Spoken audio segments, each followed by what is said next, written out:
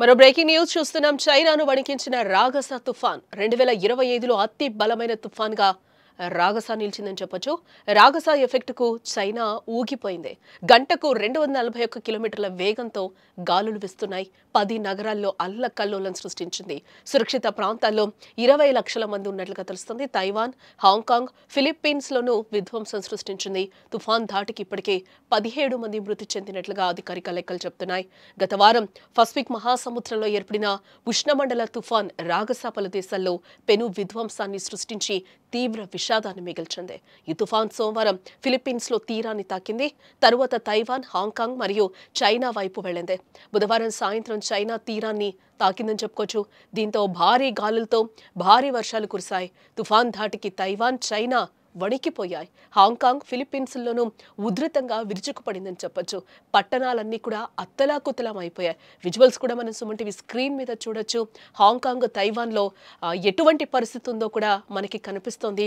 241 కిలోమీటర్ల వేగంతో అక్కడ గాలులు వీస్తున్నట్లుగా కూడా తెలుస్తుంది. ఆ కార్లన్నీ కూడా ఏ విధంగా ఆ వరదలో తేలియాడుతున్నాయో, బొమ్మలు తేలినట్టు, కారు బొమ్మలు తేలినట్టుగా కూడా అక్కడ తేలుతుంది. ఊరు మొత్తం కూడా అక్కడ కనిపించని పరిస్థితి కనిపిస్తుంది.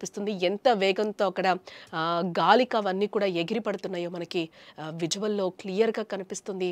అక్కడ సముద్రాలు కూడా అల్లకల్లోలంగా మారిన సిచ్యువేషన్స్ కనిపిస్తున్నాయి మనకి. ఆ విజువల్ చూస్తుంటే అక్కడ ఎంత హృదయ విదారకర ఘటన నెలకొందో కూడా మనకి అర్థమవుతుంది. తుఫాన్ అక్కడ రాగస తుఫాన్ ఎంత అల్లకల్లోలం సృష్టిస్తుందో ఆ 10 ప్లేసెస్లో కూడా చాలా క్లియర్గా మనకి అర్థమవుతోంది. అక్కడ దక్షిణ చైనా గ్వాంగ్డాంగ్ ప్రావిన్స్లో 2 మిలియన్లకు పైగా ప్రజలను సురక్షిత ప్రాంతాలకి అధికారులు తరలించినట్లుగా తెలుస్తోంది. చువాండో పట్టణంలో గరిష్టంగా 241 కిలోమీటర్ల వేగంతో గాలులు వీస్తున్నాయి.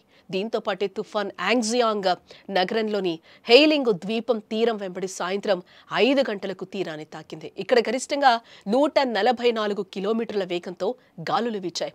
తుఫాన్ తీవ్రత వల్ల ఆఫీసులు, స్కూళ్లను కూడా మూసివేశారు.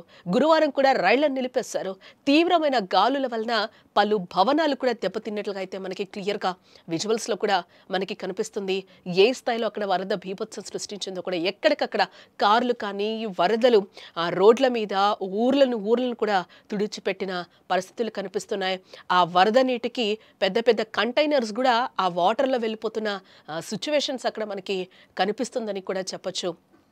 రాగస తుఫాన్ చైనా తీరాన్ని తాకిన అత్యంత శక్తివంతమైన తుఫాన్గా కూడా దీన్ని గుర్తించడం జరిగిందని చెప్తున్నారు.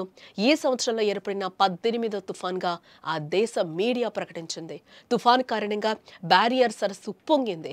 దీంతో 17 మంది మరణించగా 32 మంది గాయపడినట్లుగా కూడా అధికారిక లెక్కలు చెప్తున్నాయి. మరో 17 మంది తప్పిపోయారని చైనా ప్రభుత్వ అధీనంలో ఉన్న జిన్హువా వార్తా సంస్థ అయితే ప్రకటించింది. బాధితుల్లో ఎక్కువ మంది వృద్ధులే ఉన్నారు. రాగస తుఫాన్ యాంగ్జియాంగ్, జాంజియాంగ్ మధ్య తీరం దాటే సమయంలో మరింత విజృంభించిందని చెప్పుకోవచ్చు. సెకనుకు 40 మీటర్ల వేగంతో గ్వాంగ్డాంగ్లోని యాంగ్జియాంగ్ తీరాన్ని తాకాయి. దీంతో ప్రజలను సురక్షిత ప్రాంతాలకు తరలించారు. 1000కి పైగా షెల్టర్లను ఏర్పాటు చేశారు. ప్రభావితమయ్యే 10 నగరాల్లో ఇప్పటికే పాఠశాలలు, వ్యాపార దుకాణాలు కూడా మూసివేసినట్లుగా కూడా మనకి తెలుస్తోంది. ఇటు మరోవైపు చూస్తే హాంకాంగ్, జుహై నగర తీర ప్రాంతంలో భారీ అలలు ఎగిసిపడ్డాయి. హాంకాంగ్ అబ్జర్వేటరీ ప్రకారం రాగస కేంద్రానికి సమీపంలో గరిష్టంగా గంటకు 195 కిలోమీటర్ల వేగంతో గాలులు వీచాయి. పశ్చిమ వాయువ్య దిశగా తుఫాను కదులుతూ ఉందని కూడా అంచనా వేస్తున్నారు. హాంకాంగ్, దాని సమీపంలోని మకావులో పాఠశాలలు మూసివేశారు. విమానాలను రద్దు చేశారు.